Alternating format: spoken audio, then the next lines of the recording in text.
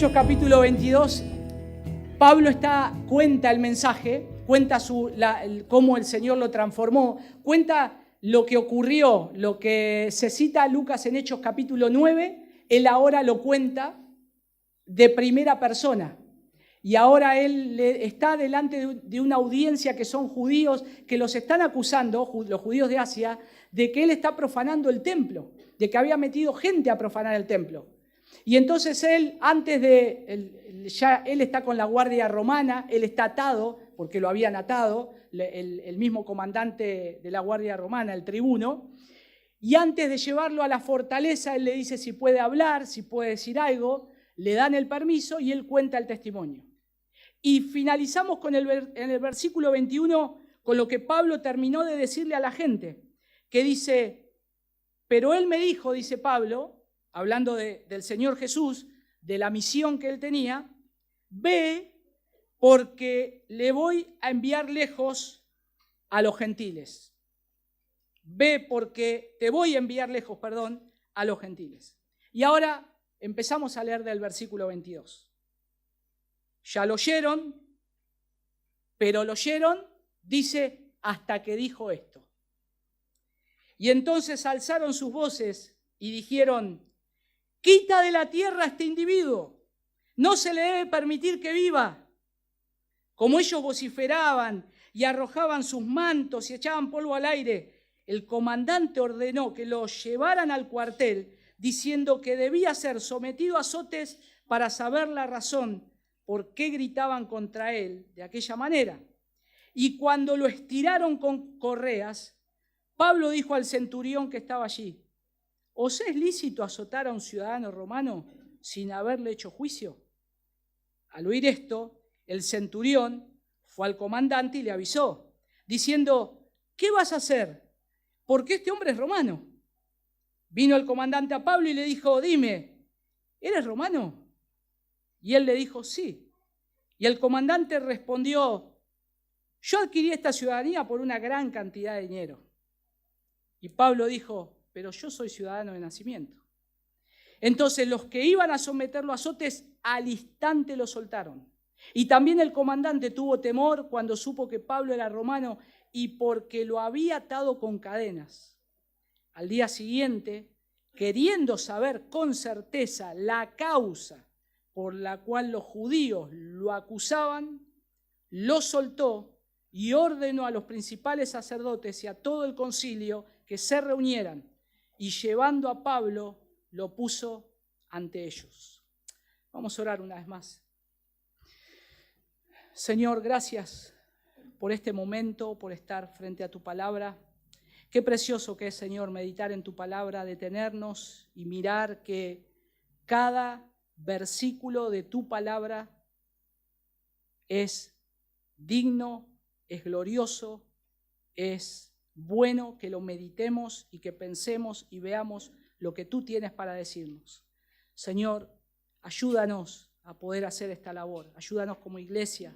Ayúdanos, Señor, aún en nuestros pensamientos. Ayúdanos, Señor. Hay tantas cosas que hoy están pasando en nuestra mente y te pedimos que podamos mirar tu palabra y que tú puedas hablarnos una vez más. Señor, estamos para eso en este día que es tuyo, que te rendimos honor, gloria a ti, Señor, como lo hacemos todos los días, pero este día en especial estamos como iglesia reunidos, como familia de la fe, como cuerpo. Señor, estamos reunidos para adorarte y exaltarte porque tú eres digno, Señor.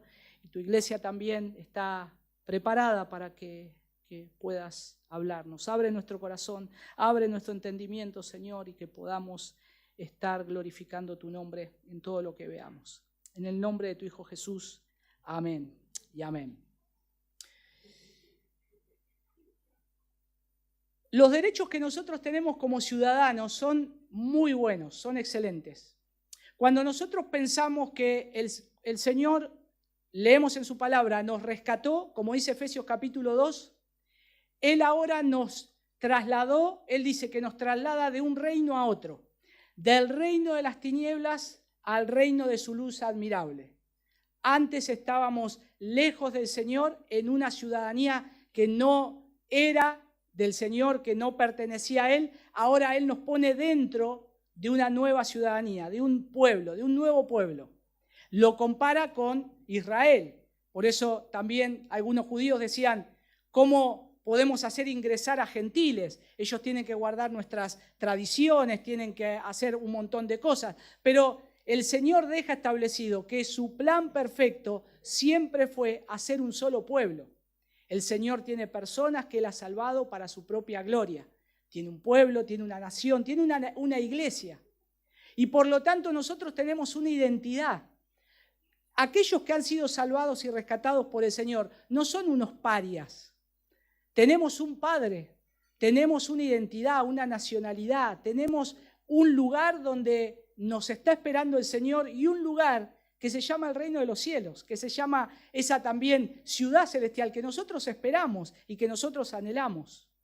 Y nos habla la palabra de Dios aún más fuertemente en el libro de Apocalipsis de Juan, donde se nos da la descripción de ese lugar tan precioso. Pero no solamente que es una descripción, sino que es un lugar donde el Señor tiene preparado para nosotros y a su vez nosotros estamos viviendo acá en este mundo temporalmente. No hay nada que nosotros nos podamos aferrar acá. ¿De qué nos podemos aferrar acá que me aferro tan fuerte que no me quiero soltar? Y cuando uno se empieza a analizar y a ver, puede haber cosas. ¿Qué cosas tal vez vos te aferrás tanto acá o yo me aferro acá que yo no me quiero soltar y no quiero dejar? Pero sin embargo, todo lo que yo tenga en este mundo, aún mi propia ciudadanía, es todo pasajero, es todo temporal. Y todo va a pasar, todo va a pasar. Nosotros vamos a pasar, las naciones van a cambiar, los gobiernos van a cambiar, todo es temporal. Y aún nosotros tenemos y vivimos en este mundo con muchos, y más en este país, con derechos que tenemos como ciudadanos y son muy buenos.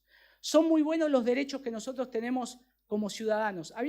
Estuvimos hablando un poco en la semana, creo que no está Gaby acá, pero bueno, Gaby ustedes saben, es abogado, está en la parte del juzgado. Hacemos un trabajo en conjunto con Gaby. El juzgado donde él está manda a algunos a la cárcel y yo después allá le predico. Entonces trabajamos unidos. Pero él sabe bastante de leyes. Y yo le preguntaba el tema de la ciudadanía. ¿Cómo es la ciudadanía? ¿Qué significa para nosotros ser ciudadanos argentinos, por ejemplo, ¿no? Y bueno, me mandó un choclo del libro y no sé qué. Gaby, le digo, lo tengo que hacer en un párrafo. Es la introducción a un sermón. Bueno, y una de las cosas que él me decía es que como ciudadanos argentinos, los derechos que tenemos es algo que nos pertenece por haber nacido en esta nación. No solamente tenemos derechos, sino tenemos seguridad, protección, libertad. Y si estos son ejecutados con justicia bajo las órdenes de las autoridades establecidas por una nación que vive en libertad y vive en democracia, mucho mejor. Nosotros vemos noticias de gobiernos en teoría democráticos, pero que se vuelven autoritarios. ¿Qué problema que es para la nación? Para el ciudadano común. ¿Qué problema? Para salir a la calle, para tratar de abrir un negocio, algo. Un régimen que los tiene esclavizados muchas veces y hay una tiranía. Y hay leyes, pero no les hacen caso a las leyes, sino que hacen lo que dice ese gobierno autoritario, sea por una ideología política, no sé si tal vez religiosa o lo que sea, pero verdaderamente se violan muchos derechos que verdaderamente tiene un ciudadano. Y la ciudadanía es un derecho fundamental, porque, y me decía el hermano Gaby, la ciudadanía es inherente al ser humano.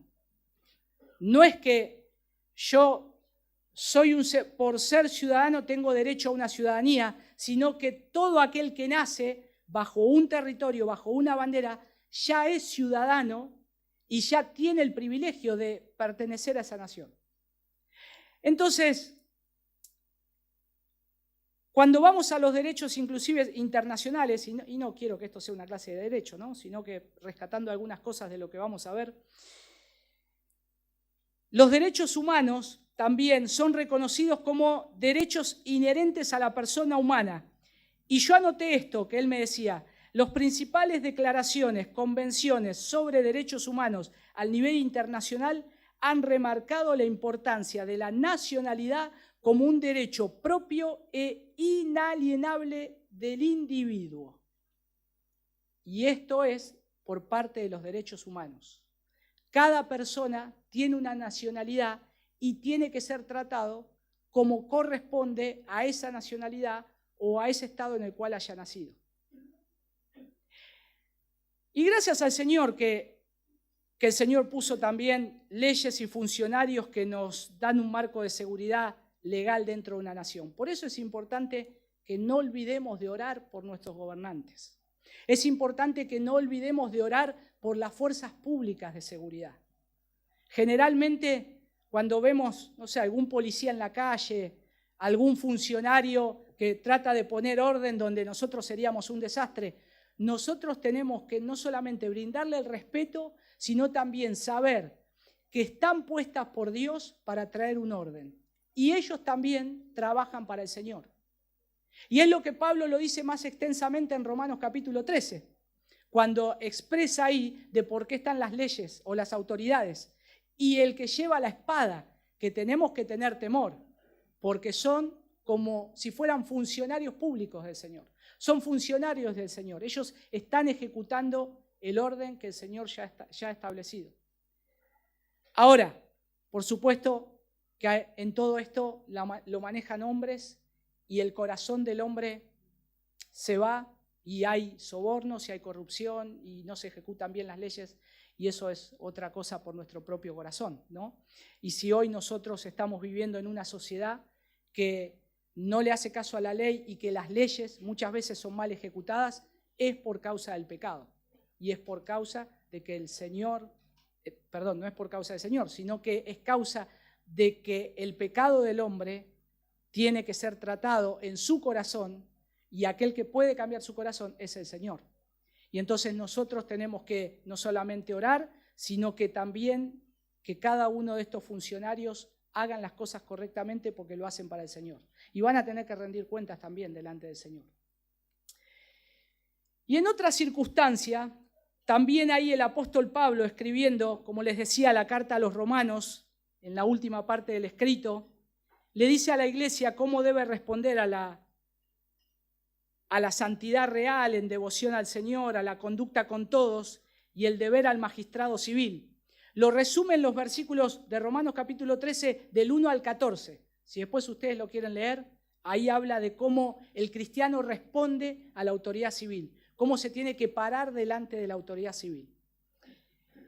Y él escribió una palabra que dice: sométase toda persona a las autoridades superiores. En aquel tiempo eran los gobernantes y a su vez también podía ser el emperador o en esas autoridades superiores, el emperador o los oficiales del imperio, porque están puestas por Dios, dice, y están establecidas, instituidas y autorizadas por Él. Y cuando nosotros vemos y estamos viendo Hechos, si ustedes se habrán dado cuenta, desde el momento que Pablo es sacado del templo porque lo quieren matar, ¿quién es el que viene a rescatarlo, a cubrir su vida? La autoridad de ese momento. Y hasta ahora todos los relatos que hemos estado viendo siempre está presente, tratando de guardar su vida.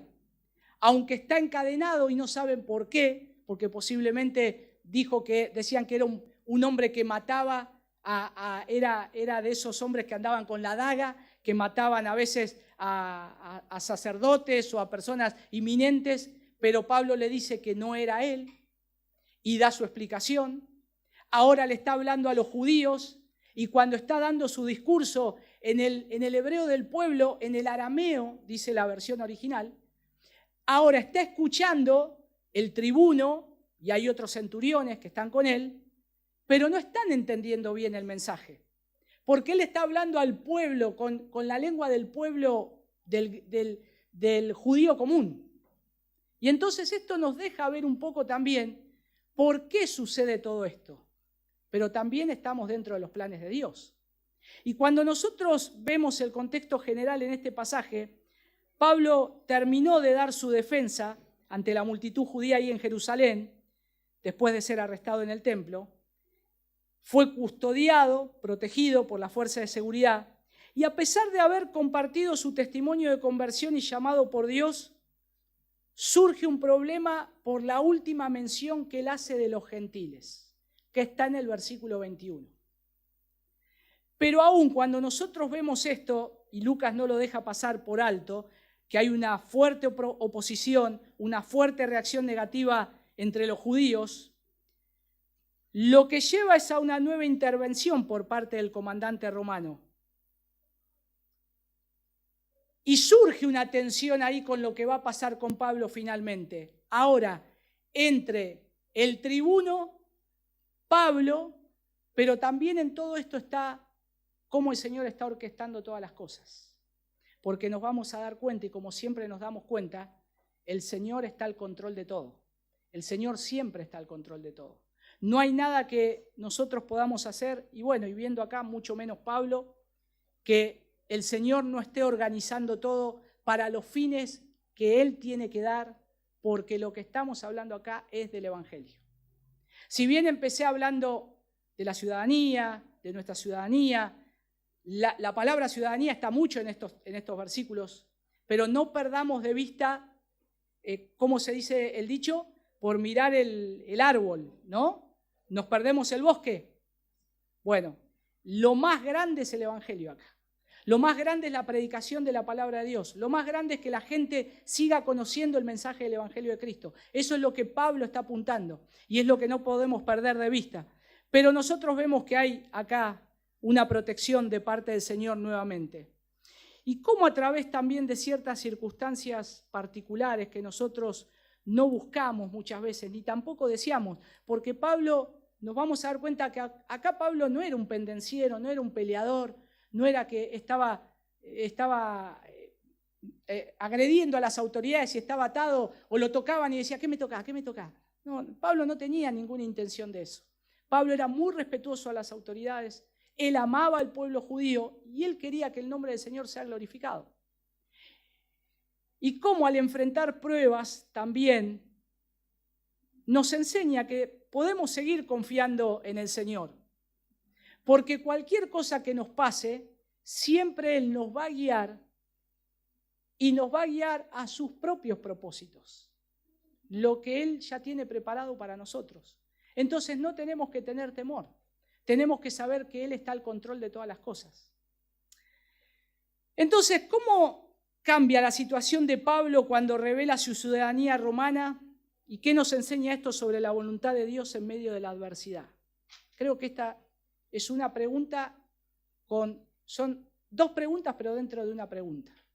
¿Cómo cambia la situación de Pablo cuando revela su ciudadanía romana? ¿Y qué nos enseña esto sobre la voluntad de Dios en medio de la adversidad? Bueno, a medida que Pablo enfrentaba la oposición y el rechazo por su misión hacia los gentiles, vemos ahí la revelación de la ciudadanía romana, marca como un giro inesperado, recordándonos también cómo Dios puede utilizar incluso nuestras circunstancias terrenales para cumplir un propósito celestial. Nosotros tenemos que recordar que Pablo ya hacía mucho tiempo ya no era más ciudadano de este mundo. Ya él sabía que su ciudadanía estaba en los cielos. Ya él no estaba persiguiendo las cosas de este mundo. Ya no él perseguía a cristianos para satisfacer su sed de venganza, inclusive para satisfacer lo que los religiosos de este mundo decían. Ya había quedado todo atrás. Ahora él lo que está pensando es en una ciudadanía celestial. Y eso en sus cartas lo podemos ver. Tanto en Efesios como Filipenses podemos ver que él habla de la ciudadanía, de esa ciudadanía celestial. Pero acá Pablo es confrontado por la multitud hostil tras compartir el testimonio. Y Pablo presenta su defensa. Pablo presenta la defensa. Acá Pablo va a presentar la defensa más o menos 5 o 6 veces. Esta defensa que presentó ahora se va a repetir 5 veces más por lo menos. Y al enfrentar esta oposición hay un detalle crucial que cambia el curso de los eventos. Porque acá hay, podríamos decir, 4 movimientos en estos versos. El primero es una ira injusta que estos hombres están teniendo contra Pablo, ya desde que lo sacan del templo. Y ahora él da el discurso y da la explicación y aún siguen teniendo esa ira injusta. Acuérdense que Pablo utilizó toda la retórica, Pablo utilizó hasta su lenguaje, cambió su idioma para hacerlos más cercanos. Utilizó y él decía, yo fui criado bajo un maestro que ustedes conocen, que respetan. Yo creo en la ley judía, yo amo al Señor y es el Señor el que me salvó. Es el Señor que también yo busqué en el templo que ustedes van a orar, yo también fui ahí. Entonces todo el discurso es casi que somos como chanchos, estamos bien, Pablo, pero hasta el versículo 21, hasta el versículo 21. Y ahí es donde desata todo. Pero también está la intervención oportuna, donde nuevamente lo vuelven a rescatar a Pablo, para que no corra peligro su vida. Hasta por ahí nomás. Hasta por ahí nomás. Pero también acá vemos como pasó aquella vez que se detuvo en las escalinatas antes de ir a la fortaleza Antonia, que le dijo al comandante, ¿puedo decir algo? Una pregunta que le abrió la puerta para poder hablar. Ahora acá hay una frase justa de Pablo. Y por último, una liberación momentánea y con una custodia personal, porque Pablo va a seguir custodiado. Vamos a ver en primer lugar ahí la reacción violenta de la multitud. Lo tenemos en el versículo 22. Pablo es rechazado por su mensaje. Lo venían escuchando bien a Pablo hasta que dijo que Jesús le dijo, ve porque yo lo enviaré lejos a los gentiles. Ya está. Hasta que lo dijiste, Pablo. Tenías que volver a decir eso, que sos llamado a los gentiles. Es lo que no queremos escuchar. Es lo que ellos no querían escuchar. Y es como que a ellos le da la razón, podríamos decir, de que lo que están pensando de que él introdujo gentiles al templo es verdad.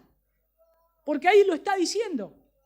El muy descarado nos está diciendo en nuestra cara, pero él está diciendo lo que Jesús le dijo. Él no va a acomodar la verdad. No es como por ahí algunos, para no ofender, no predican todo el evangelio. No dicen la palabra pecado, no dicen la palabra infierno, porque la gente se ofende. Y tenemos que hablar todo lo que el Señor nos dice en su palabra. Y Pablo está hablando todo lo que el Señor le dijo. Y uno dice, qué lástima, porque ellos no entendieron nada. Ellos no podían ver más allá de su propio odio y de su propio egoísmo, de sus propios corazones. Ni tampoco ellos fueron capaces de conectar el Antiguo Testamento con lo que estaba sucediendo ahí. Porque si nosotros nos remontamos a ver un texto del Antiguo Testamento, por ejemplo Isaías 57, 19, Isaías 57, 19 dice, poniendo alabanza en los labios, paz, paz al que está lejos y al que está cerca, dice el Señor, y yo lo sanaré. Lo que está diciendo ahí el profeta, que lo que están esperando, la promesa que están esperando, el Mesías que va a seguir después hablando el profeta, es alguien que va a traer paz, pero no solamente a un pueblo en particular, sino a los que están lejos afuera y a ustedes que están cerca. Y es lo que Pablo también viene predicando y viene hablando. Es lo que se decidió también a poder abrazar a los gentiles en Hechos capítulo 15, que quedó registrado y firmado del Concilio de Jerusalén. Ahora entendemos que el Señor está haciendo un pueblo solo. Es una iglesia, nos está uniendo a todos. Entonces acá no hay denominación, hay un solo Dios y hay un solo pueblo. Y nosotros ahora estamos unidos en Él. Y ahora nosotros creemos en Él. Y ahora el Mesías trae salvación para todo aquel que cree. Pero también se cumple lo que les había estado relatando en el versículo 18. ¿Se acuerdan lo que le dijo el Señor a Pablo en el versículo? Bueno, lo dice en Hechos capítulo 9, pero Pablo lo dice ahí. Miren cómo le dijo Jesús, versículo 18. Y vi al Señor que me decía, apresúrate y sal pronto de Jerusalén, porque no aceptarán tu testimonio acerca de mí. ¿Cuándo se lo dijo eso? Hace muchos años atrás. En Hechos capítulo 9 lo tenemos nosotros. Y ahora estaba en Jerusalén. ¿Y qué estaba pasando? No estaban aceptando el testimonio. Exactamente lo que el Señor le dijo. Pablo, no te van a aceptar. Y ahora no te van a aceptar tampoco. La enseñanza de que los gentiles podían salvarse sin tener que convertirse antes en prosélitos del judaísmo, lo cual les otorgaba el mismo valor que el pueblo judío delante de Dios, para ellos era una blasfemia intolerable. Y esto es lo que a ellos le traía tanta bronca. ¿Cómo puede ser que venga gente de afuera que no haya nacido en nuestra nación, que no tenga nuestras costumbres, que no tenga a ese Dios que se viene revelando desde hace mucho a nosotros, y estos que vienen ahora y se les predica y dicen que podemos ser hermanos y quiere que compartamos juntos una misma fe? Para nada, no. Y entonces ellos ya se volvían combativos, intolerantes. Y por eso la reacción, porque noten que ahí dice que la multitud exige la muerte. Fíjense cómo Lucas lo relata. Dice que al momento que Pablo dijo eso, lo oyeron hasta que dijo esto. Y entonces alzaron sus voces y dijeron, quita de la tierra a este individuo. No se le debe permitir que viva. Una intensidad de odio descomunal. Ahora, noten cómo, podríamos decir indirectamente, le están diciendo, este es un ciudadano que ya no tiene que estar más en este mundo. Es una persona que borralo de la faz de la tierra. Sacalo, no lo queremos ver más. No es como nosotros que decimos, pasa algo con nuestros hijos, andá de la pieza, no te quiero ver. No, estos hombres era un odio tal que quería que se haga polvo, lo hagan polvo. Tremendo. Otro detalle acá, cómo vemos la soberanía de Dios en un lado y otro. Lo mismo pasó con Esteban. Esteban no tuvo guardias romanos, no había con él alguien que lo proteja. Y a Esteban lo mataron. Y esto es lo mismo que querían hacer con Pablo. Lo querían matar. Sin embargo, soberanamente, el Señor dijo, vos, Pablo, vas a vivir un poquito más. Porque todavía hay un lugar donde yo quiero que vayas. Y si ustedes recuerdan y vamos más atrás, Pablo hacia dónde estaba levantando su vista que quería llegar. A Roma. Pero ahora está preso en Jerusalén. No sé si va a poder llegar a Roma. No sabemos si se va a cumplir. Hasta ahora las circunstancias son estas. Pero el Señor está todo bajo control. Nosotros no tenemos que preocuparnos. Noten el versículo 23. El versículo 23 es exageradísimo. 3 acciones, dice Lucas ahí. Gritaban, arrojaban sus ropas y tiraban polvo al aire. Esto nos muestra... Lucas nos pinta la imagen para decir, estaban descontrolados. ¿Vieron los partidos de fútbol y que le pegan a un jugador y empieza a dar vuelta, rueda, y se agacha, la cabeza, después se para y sigue jugando? Una exageración total. O a veces cuando los hermanos que hay acá que se pelean, ¿no? Yo creo que no hay hermanos acá que se pelean, hermanitos. Todos se llevan bien, ¿no es cierto? Todos se llevan bien, sí.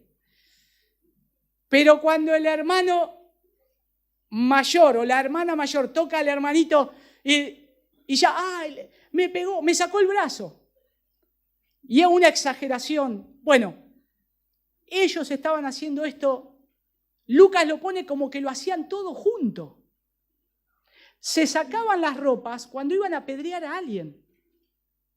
Tiraban polvo al aire cuando escuchaban una blasfemia que no querían ver lo que se estaba diciendo. Y no solamente eso, dice que gritaban. Ahora imagínense esto, de golpe el tribuno ve todo eso en la persona y nos pasa de vuelta, ¿no? Nosotros no estamos en la situación, cuando pasa algo con nuestros hijos. Y vemos que, no sé, mi hijo le hizo así a la hermana Y la hermana viene llorando, ¡ay, Efra, no! Y nosotros decimos, ¿qué hiciste? Vení para acá, ahora una penitencia. Pará, poné en contexto, solo la toqué. Pero enseguida le queremos caer con toda la justicia, ¿no? Por poco queremos hacer lo que hicieron con Pablo, estirarlo y azotarlo. Y es lo que el tribuno hizo. Vio tanto escándalo que lo que hizo fue, este hombre tiene que haber dicho algo, nosotros no entendimos, pero lo que dijo, que los enfureció tanto, entonces tiene que ser razón que este hombre está haciendo algo. Necesita ser indagado, necesita ver qué es lo que pasa. Ahora, noten las reacciones hostiles, cómo pueden llegar o cómo pueden surgir al proclamar la verdad de Cristo. Nosotros podemos tener las mejores intenciones de poder predicar el evangelio a alguien, pero en un punto es ofensivo, porque estamos tratando con el pecado de la otra persona. Y las reacciones que los otros pueden tener hacia nosotros tal vez no son las mejores. Pero no tenemos que dejar de predicar el evangelio, o vamos a dejar de predicar el evangelio. Por eso, porque no quiero que me invite más a su casa. No quiero que me incluyan más en las reuniones familiares porque al final yo estoy hablando del evangelio y me dejan de lado. No, ya no quiero, no hable más porque si no te dejan de lado. Tenemos que seguir. Y más si sabemos que es para salvación. Pero las reacciones hostiles siempre van a estar, aunque no tengan razón. Aunque no tengan razón. Y esto nos deja demostrado acá. ¿Tenían razón ellos por lo que le querían hacer a Pablo? No. Sin embargo, lo estaban haciendo. Y ahí interviene el comandante romano, versículo 24.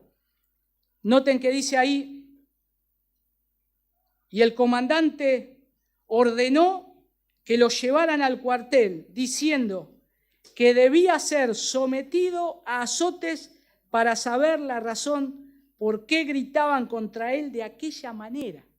Claro. No sabía qué era, pero por las dudas a los prisioneros se les sacaba la verdad por medio de los azotes. Lo llevan a Pablo al cuartel para ser interrogado. El interrogatorio era bajo tortura. Y uno diría, qué injusticia, ¿verdad?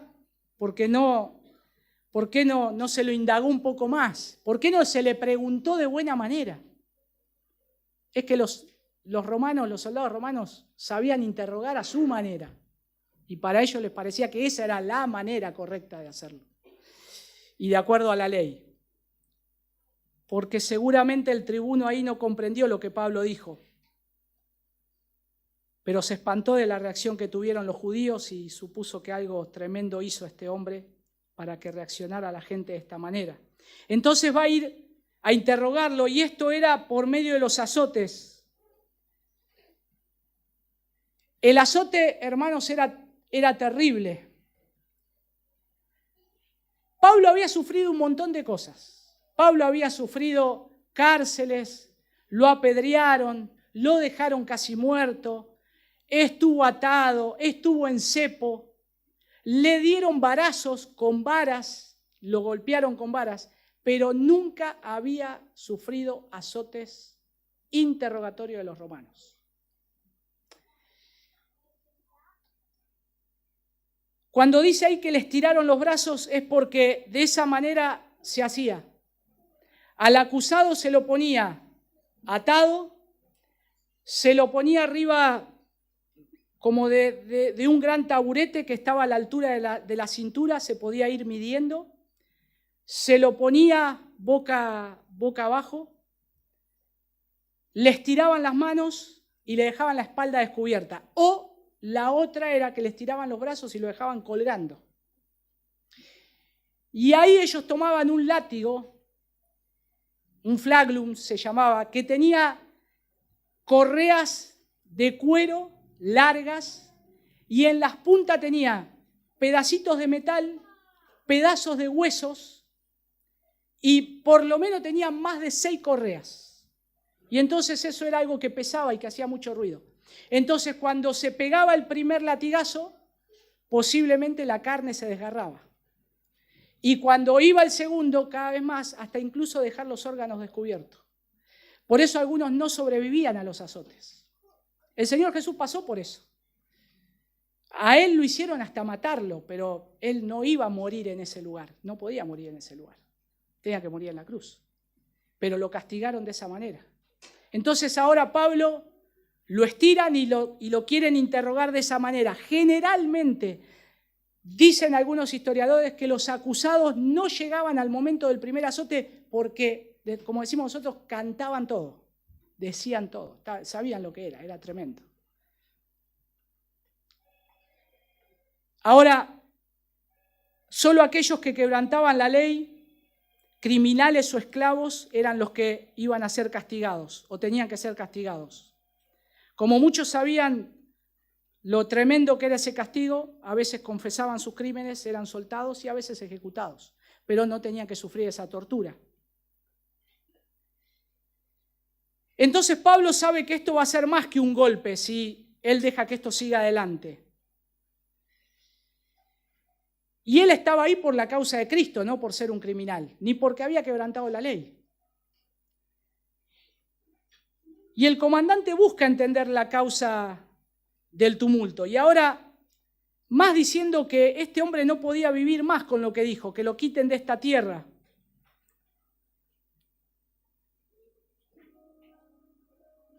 A Pablo no le importaba si él tenía que morir por medio de los azotes, porque al fin y al cabo iba a morir por Cristo. A él no le podía sufrir y tal vez podía morir. Acordémonos que Pablo ya tiene una cierta edad. Su cuerpo está bastante destruido casi. Y no sé si iba a poder vivir. Algunos criminales morían en ese lugar. O morían después cuando lo tiraban desangrados. O por infecciones que se agarraban. Pero sin embargo, Pablo dice algo ahí en el versículo 25. Cuando lo estiraron con correas, Pablo dijo al centurión que estaba allí: ¿os es lícito azotar a un ciudadano romano sin haberle hecho juicio? ¿No? Deben haber quedado. Y Pablo como diciendo, digo, me parece, ¿no? Porque ustedes saben lo que les pasa si hacen esto con un ciudadano romano. Y es interesante porque Pablo había vivido algo similar antes, que está relatado en Hechos capítulo 16. En Hechos capítulo 16, que ya lo vimos, él es encarcelado con Silas. Pero en ese momento lo acusaban de que estaba quebrantando la ley romana. Mentira. Y vienen ahí un grupo de romanos llamados los lictores, que ellos andaban con varas largas y castigaban, golpeaban la espalda. Fuerte, fuerte. Pero no era como este castigo. Ahora, Pablo revela su ciudadanía romana luego de que lo golpean, lo meten en la cárcel y después lo mandan a librar. Miren ahí, acompáñenme a Hechos capítulo 16.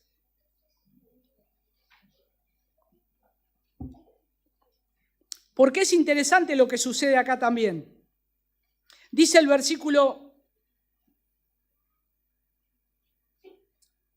35.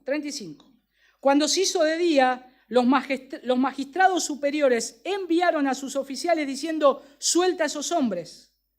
El carcelero comunicó a Pablo estas palabras diciendo: los magistrados superiores han dado orden de que se os suelte, así que salid ahora e id en paz. Versículo 37.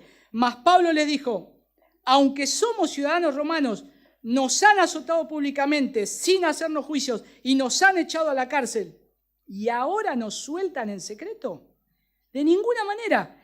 Que ellos mismos vengan a sacarnos.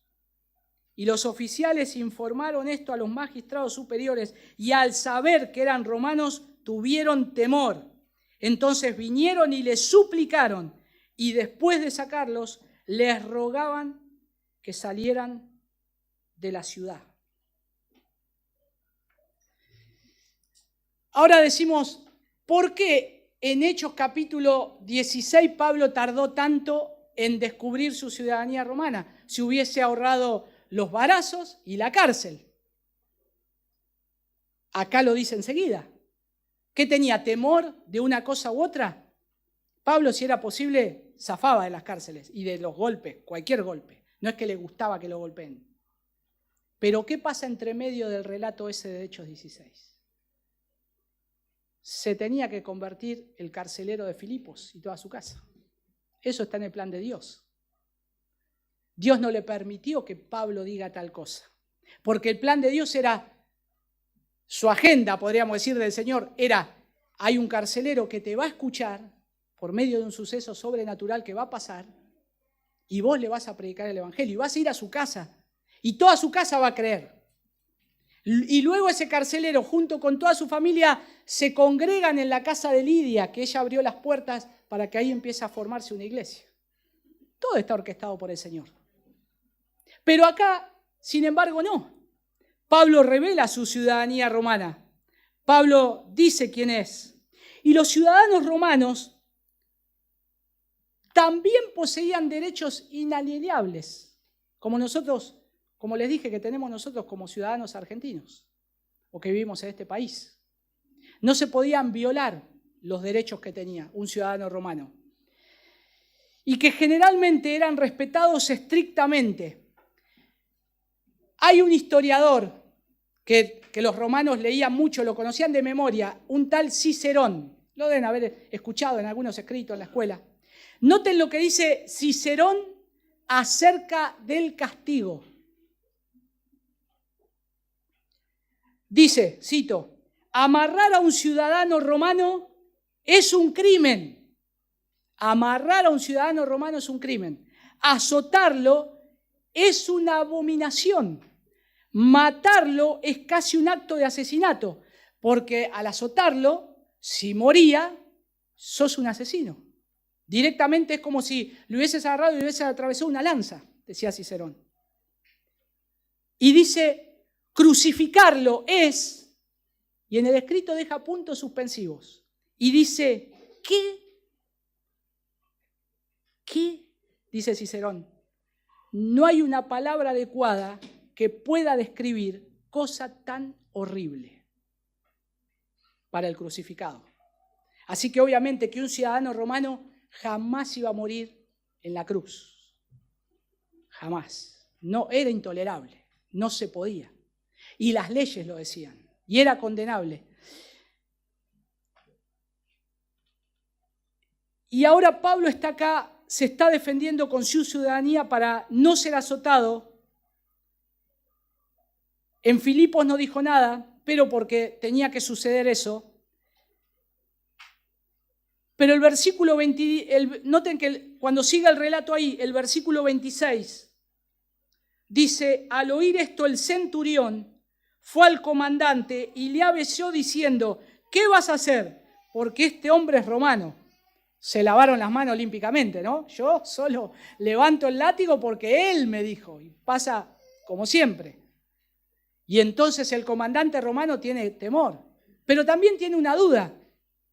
Porque puede ser un criminal que con su astucia esté diciendo quiere zafar del castigo y lo haga y tal vez sea alguien que compró como yo la ciudadanía. Si le hubiese dicho que obtuvo la ciudadanía con soborno, lo hubiesen acusado igual.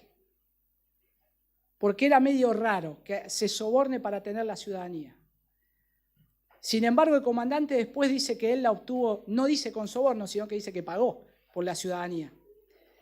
Y el comandante le dice, yo adquirí esta ciudadanía por una gran cantidad de dinero. Había 3 formas de tener la ciudadanía romana. Se podía nacer como ciudadano romano, se podía adquirir por servicios prestados, a veces había esclavos que iban a combatir para Roma, después de haber combatido muchos años se le daba el privilegio porque ellos casi murieron por Roma.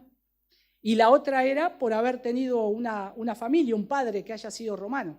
Y entonces la tenía podríamos decir, por herencia dentro de una familia que poseía ya el privilegio y pasaba a sus hijos.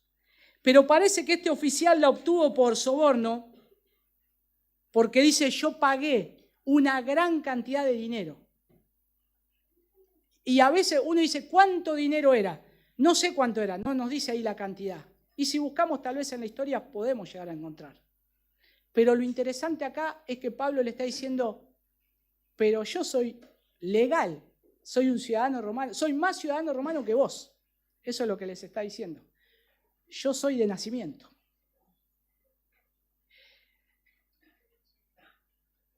Ahora el comandante se pone temeroso de las consecuencias y ahí detiene el castigo. Porque si pasaba eso, lo ponía en dificultades. Ahora, ya lo había atado. Entonces ya estaba en problemas el comandante. Por eso dice que rápidamente lo desaten. Porque él quería tapar todo, ¿no? Nadie vio nada. Acá no pasó nada. Después lo vamos a ver más. Yo tengo que leer todo Hechos, ¿no? Para ver todo el contexto. Pero causa mucha gracia cuando Claudio Lisias le hace la carta al emperador. Cuando le dice por qué lo manda. En ningún momento dice que lo ató. Que tuvo el trato como todo ciudadano romano. Bueno, así son las autoridades también, las leyes, ¿no? Por eso también. Un corazón caído. Y a modo de recompensar el mal que había hecho, atarlo con cadenas y casi azotarlo, ahí el comandante le comienza a dar otro trato a Pablo. Y noten cómo ahí vemos cómo estas cosas son buenas también para el avance del Evangelio. Porque Pablo no le hubiese pasado esto si no hubiese tenido esta ciudadanía, y providencialmente Dios lo hizo. Pero el Señor puede mandar cualquier cosa, así como hizo en Filipos, hasta un terremoto para que se abran las puertas de la cárcel. No hay nada que detenga el plan de Dios, no hay nada. Y lo que Pablo estaba haciendo era legal, y lo que Pablo estaba haciendo, lo estaba haciendo bien, y estaba diciéndolo en el momento oportuno. Ahí el comandante decide llevar a Pablo entonces ante el consejo judío para esclarecer los cargos, dice el versículo 30. Como él quiere saber entonces más, no quiere meter más la pata el comandante. Ya, no sea cosa que lo que podía pasar era que el comandante, si descubrían que lo había atado y que casi lo azota, podía perder su puesto, podía perder su cargo, inclusive quedaba denigrado socialmente delante de Roma por lo que había hecho. ¿Cómo vas a tratar así a un ciudadano romano? Bueno, este caso abre ahí una nueva etapa, ¿no? Para el juicio de Pablo. Dice que al día siguiente, queriendo saber con certeza la causa, noten que acá no hay especulaciones, él quiere certezas, por la cual los judíos lo acusaban, le soltó y ordenó a los principales sacerdotes y a todo el concilio que se reunieran y llevando a Pablo lo puso ante ellos. Es claro, ya lo habían metido preso, necesitan saber por qué. Y necesita algo claro porque él tiene que escribir todo esto. Claudio Lisias tiene que ver por qué detuvimos a un ciudadano romano y qué es lo que hizo, porque todavía no lo comprende. Y por eso lo lleva delante del sumo sacerdote y de todo el concilio. Y esto abre una nueva etapa en el juicio de Pablo. Ya no quieren cometer errores, los encargados de poner el orden ahí en Roma, quieren ser más precisos. ¿Qué va a pasar con este hombre? Y acá es donde seguimos viendo el plan del Señor para la vida de Pablo, hasta dónde Pablo tenía que llegar. Porque también providencialmente lo va a traer delante de un grupo de hombres donde él va a exponer su defensa. Pero ahí va a pasar otra cosa más en la cual le va a abrir una oportunidad también, porque Dios le va a confirmar y ya él de su misma boca, Jesús le va a decir, Pablo, ten ánimo, porque así como testificaste todas estas veces, lo vas a hacer en Roma. Y ahí Pablo ya una claridad, yo calculo que si voy a llegar a Roma y el Señor lo dijo, tranquilo, ya te dejó los boletos ahí en la mesita de luz, ya está, a Roma vas a ir. Y si el Señor lo dice, lo va a cumplir. Paz. no tengo de qué preocuparme. ¿Podemos confiar en Dios en medio de la adversidad? De acuerdo a todo lo que estamos viendo, ¿no? ¿Podemos confiar en Dios en medio de la adversidad? Claro que sí. Esto nos deja claramente que sí, podemos confiar en Dios. Aun cuando hay hombres que no tienen temor de Dios, pero sí tienen temor de aquellos que ejercen las leyes que están puestas por Dios. Tienen más temor a las leyes que a Dios. Sin embargo, Dios utiliza todo eso porque está puesto por Él. Y ahí ejecuta Él también sus planes. Y muchas veces pensamos que hasta que Dios no me saque de esta situación, las cosas no van a estar bien. Bueno, no lo sabemos. Pero la realidad es que Dios siempre está con sus hijos y nunca los va a desamparar. Esa es la realidad. Todo el tiempo el Señor estuvo con Pablo, todo el tiempo, aún en todas estas circunstancias. Y de la misma manera el Señor está con nosotros, con sus hijos. Él está todo el tiempo con nosotros, en todas las circunstancias que a nosotros nos pueden pasar.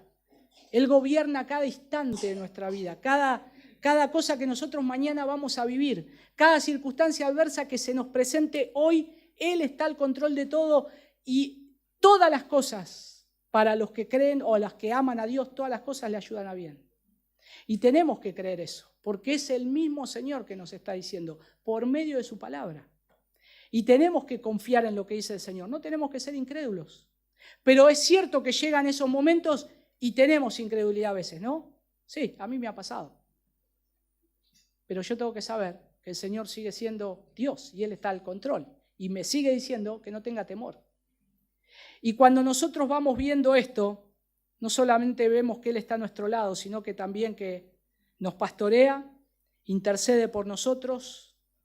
Y no solamente eso, nos promete que Él un día va a venir a buscarnos como ese Rey de reyes y Señor de señores.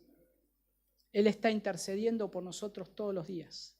Él está dedicado en nosotros siempre.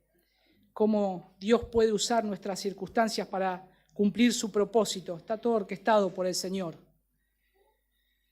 Somos ciudadanos de esta tierra. Claro que sí, no podemos desconectarnos de este mundo, ¿no? A veces parece, hay muchos no nos entienden, ¿no? Porque decimos, contamos el testimonio, cuando yo estaba en el mundo, ¿y antes dónde estaba? En Marte, estamos en el mundo, ya.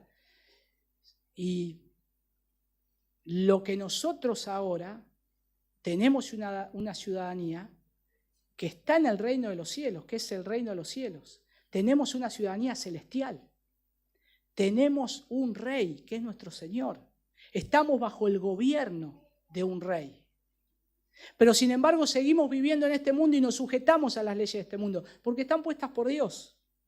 Y si en algún momento en este país viniera persecución y se nos quitarían todos los privilegios, tal vez seguiríamos estando acá, porque amamos a la gente y amamos a esos gobernantes que aún nos persiguen y queremos que conozcan el Evangelio de Cristo.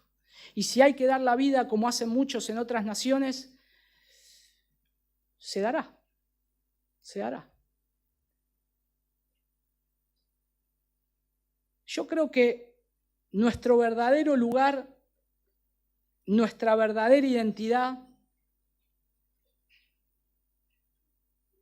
está puesta siempre en el Señor, tiene que estar puesta en el Señor. Nosotros vemos acá cómo un ciudadano utilizó sus privilegios para poder ser librado de algo. Pero nosotros, siendo ciudadanos del reino de los cielos, nosotros tenemos mucho más privilegios, muchísimos más. Y a veces pasa que nosotros queremos ver más los privilegios de este mundo que ya los privilegios que tenemos como ciudadanos de un reino que no es de este mundo. Y nos hace casi perder el tiempo en poner la mirada más en este mundo que en una ciudadanía celestial. Y a veces pasa que nos desenfocamos cuando nuestra mirada tiene que estar puesta en Cristo y el lugar donde yo quiero llegar, que voy a vivir por la eternidad. Todo de este mundo es pasajero. No me puedo aferrar a nada. ¿Qué me puedo aferrar de acá? Tengo que ser responsable, tengo un hogar, tengo una esposa, tengo un trabajo, tengo cosas que pagar, hay cosas que hay que sostener. Claro, no podemos ser irresponsables. Pero eso a mí acá no me tiene atado. No me tiene atado. Lo que estamos pensando que sea lo que nos pase, vamos a tratar de siempre de glorificar a Dios. Y tenemos que recordar que fuimos nosotros que nos alejamos del Señor. Cada uno de nosotros nos nacimos sin querer a Dios. Sin embargo, Él vino para rescatarnos. Y Él vino para traernos hacia Él y darnos esa identidad de que ahora somos sus hijos y que ahora pertenecemos al Señor. Y Cristo es el único camino para llegar a Dios. Y creemos que el Evangelio de Cristo es poder de Dios para salvación. Y lo que nos dice el Evangelio son por lo menos 3 cosas. Que ahora hay un solo Israel o un nuevo Israel, que son aquellos que están en Cristo. En Cristo. Aquellos que están en Cristo es un solo pueblo. Pero no solamente eso. Hay un nuevo templo. Ya no ese templo hecho por manos de hombres, sino que es un templo donde Él habita y ese nuevo templo es donde Él viene a morar con nosotros. Es eso que hace nuevo dentro de nosotros. Es ese tabernáculo que está dentro de aquellos que Él salva por su gracia. La promesa de Jesús, cuando Juan lo dijo en el capítulo 1, dice que Él vino a nosotros, estuvo entre nosotros e hizo su tabernáculo entre nosotros, en nosotros. Y también estamos bajo un nuevo pacto, que es el gobierno de Cristo. Los gobernantes, los presidentes, las circunstancias no gobiernan nuestra vida. Y por favor, no es esto que ahora hagamos, seamos rebeldes a las leyes, no ese es el mensaje, sino que lo que quiero que nosotros sepamos y quiero ponerte en tu corazón, así como en mi corazón, es que el que gobierna tu vida es Cristo. Todo lo que te va a pasar, todo lo que va a pasar en el futuro, no importa.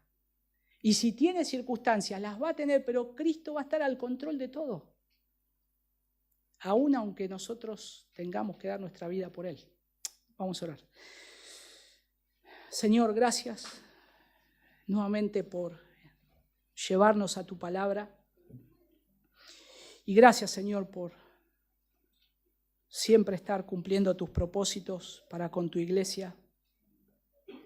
Te damos gracias, Señor, porque todo está orquestado por medio tuyo. Y te damos gracias, Señor, porque todo está bajo tu soberano control y gobierno. Y también es una buena oportunidad en el día de hoy de darte gracias por este país en el cual vivimos, Señor. Todos los que estamos acá somos ciudadanos de este país. Y, Señor, tenemos privilegios y uno de los privilegios más preciosos que tenemos es de poder predicar tu palabra, de poder reunirnos, de poder orar, de poder hacer que tu nombre sea glorificado y exaltado en todo rincón de este país. Gracias, Señor. Gracias porque las autoridades que has puesto nos dan esa libertad. Y eso es gracias a ti, Señor. A veces nos quejamos tanto, Señor, de las leyes, del gobierno, de la corrupción, y es verdad que hay. Y somos tan desagradecidos en aquellas cosas que tenemos y que tienen que ver con el avance de tu evangelio, Señor. No queremos siempre estar pensando, Señor, en algunas leyes que me hagan ganar más, que tenga más dinero, más libertades. Señor, si todo este mundo ha sido creado para tu gloria y todo lo que nosotros hacemos es para ti, Señor. Que podamos glorificarte con todo lo que nos das acá y nos pones en nuestra mano, Señor. Somos tan bendecidos, tenemos tantas cosas, Señor. Ayúdanos a ser agradecidos, a estar contentos con lo que tenemos, a utilizar nuestras libertades, derechos y recursos para que el nombre tuyo sea exaltado y glorificado donde todavía no está siendo glorificado en esta ciudad, Señor. Te damos gracias, Padre, y te pedimos también por nuestros hermanos que no tienen esta misma libertad.